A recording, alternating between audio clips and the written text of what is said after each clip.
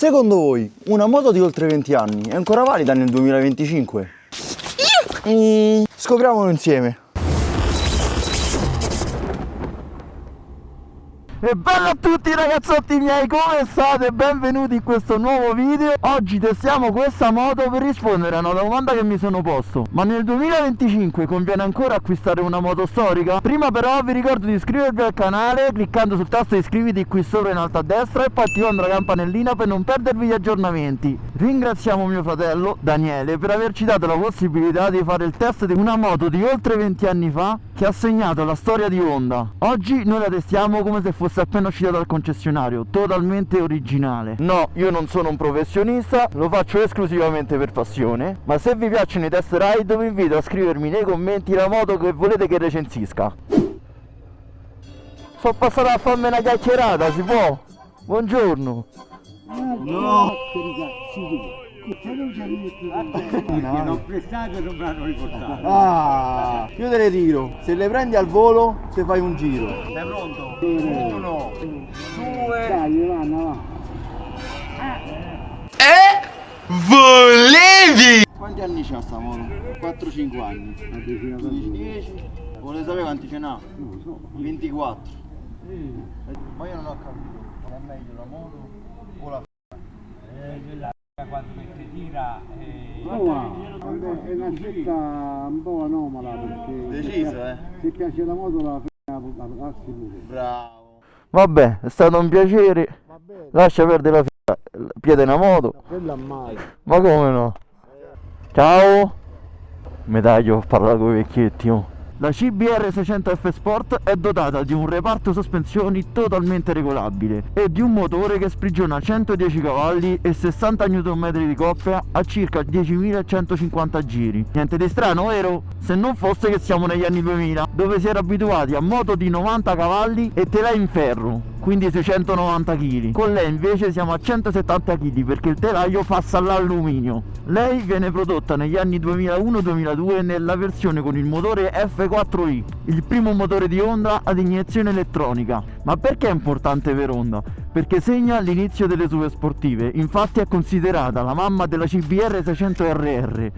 Non a caso troviamo i semimanubri, che seppur alti, aiutano ad avere una posizione da sportiva. Lei viene prodotta in due versioni, nella versione F più turistica e in questa versione, la versione F Sport, nata per correre il campionato Super Sport, vinto poi nel 2002.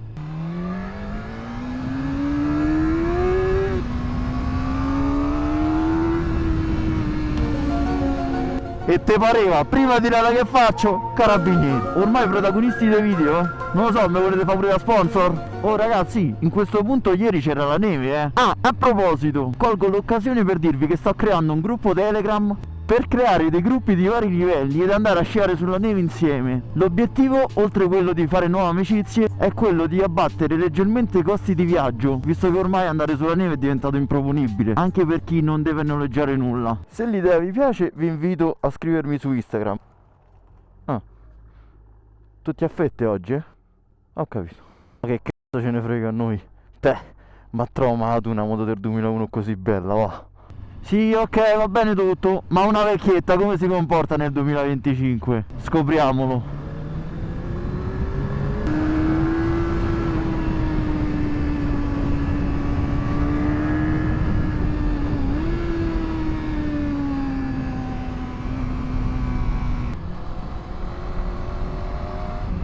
Che sta succedendo qua?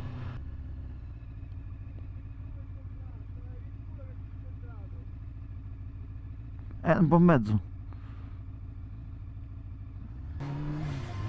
Cioè, boh.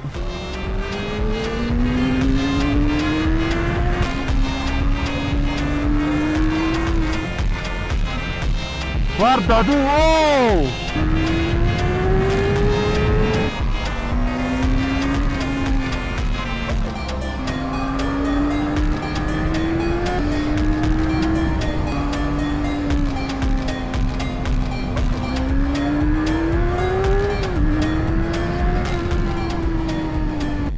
Oh ragazzi, attenzione perché la vecchietta tanto vecchietta non è. Non me l'aspettavo! Ringrazio tutti gli altri! A parte gli scherzi, vi volevo far vedere la differenza con la F.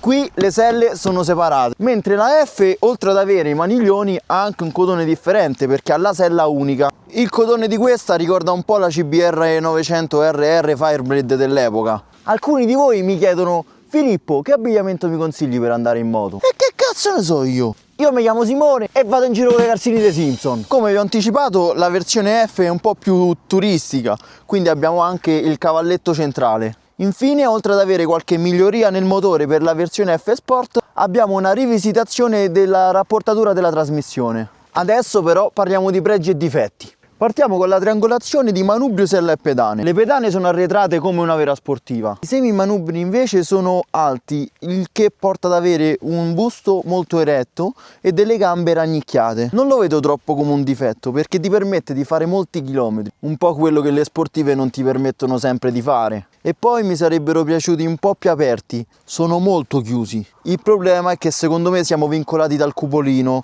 Infatti non c'è molto spazio tra semimanubrio e cupolino.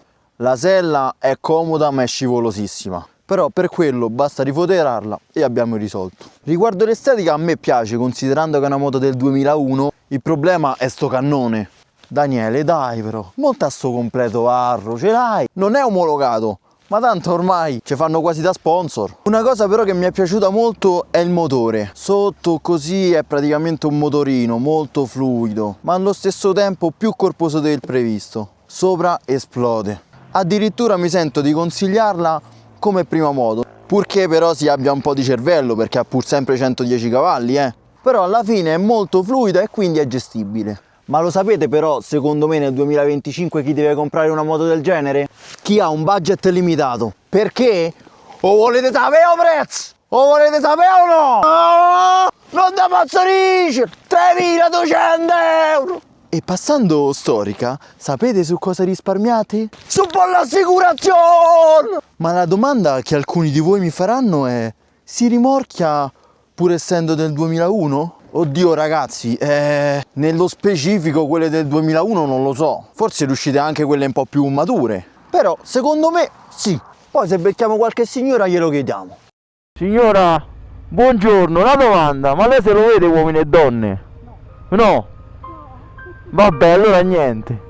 Volevo sapere se c'aveva ragione Tina o Gemma che stanno sempre a litigare. No.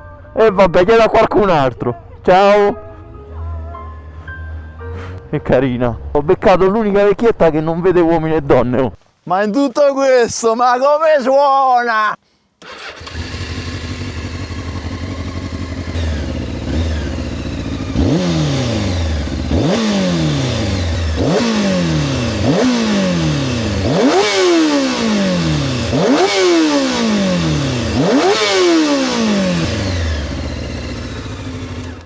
E se anche per voi nel 2025 conviene ancora acquistare moto del genere, mandate questo video all'amico a cui la consigliate, ma soprattutto a chi dice che le moto vecchie non camminano. E poi dai, diciamo la verità, a chi non piace il contagiri con la lancetta? Anche perché trasmette più adrenaline. Torniamo in sella. Ragazzotti miei, se vi ho fatto ridere lasciate un mi piace, vi rinnovo l'invito ad iscrivervi al canale. Se ve li siete persi vi lascio anche gli ultimi video. Spero che anche voi vi siete divertiti. In descrizione trovate il mio contatto Instagram, così da poter scambiare due chiacchiere ed organizzarci per sciare. E noi ci vediamo nel prossimo video. Emograus!